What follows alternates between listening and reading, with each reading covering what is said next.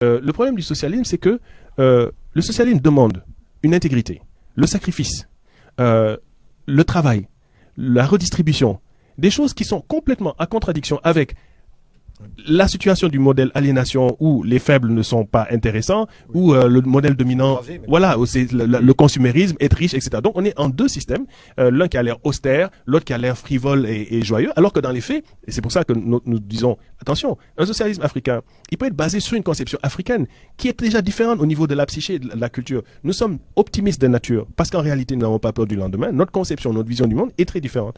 Et de plus, la minorité qui détient les rapports de production, eh bien, elle est devant une majorité qui n'a pas l'aisance. Donc, les éléments de changer au niveau des masses laborieuses, ce changement est tout à fait à l'ordre du jour. Donc, il est faux de croire qu'il n'y a pas d'horizon dans les sociétés du Sud et a fortiori en Afrique où il y a 1 milliard de jeunes pratiquement prêts à changer. Donc, les infléchir, leur faire prendre conscience au niveau de l'éducation et surtout de la science que ce n'est pas par le culturalisme et les croyances qu'il faut aller, mais au contraire, vers l'internationalisme et la science pour bâtir un nouveau type de socialisme. C'est tout à fait possible.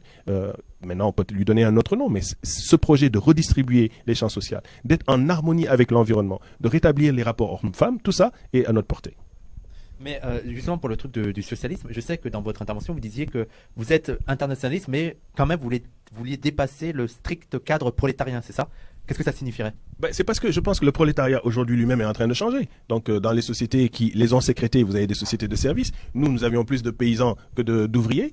Il y a d'autres forces laborieuses qu'il faut associer. Et je pense que l'internationalisme lui-même, c'est pour ça que j'amène le concept de transinternationalisme, c'est qu'au niveau des internationalismes eux-mêmes, il faut une réflexion sur le dépassement. Au niveau du non-alignement aussi, il faut se rendre compte que non, on a besoin d'un alignement clair contre pour un alignement contre l'anti-impérialisme très clair. Il n'y a pas chercher à midi à 14h. On n'est pas en train d'être dire on est antiraciste ou on est raciste. On est anti-impérialiste ou on est impérialiste. Donc il y a un alignement à avoir. Ces éléments d'une autre époque de la guerre froide sont révolus. Il faut aujourd'hui prendre position sur la question du climat, sur la question de la justice sociale, sur la question de l'impunité, sur le type de développement. Oui, il faut prendre position. Et je crois que c'est ça. L'humanité est confrontée devant ce que moi j'appelle socialisme nouveau, à visage humain, ou barbarie.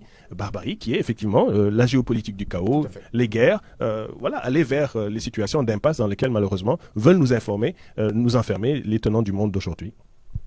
Oui, justement. Mais d'ailleurs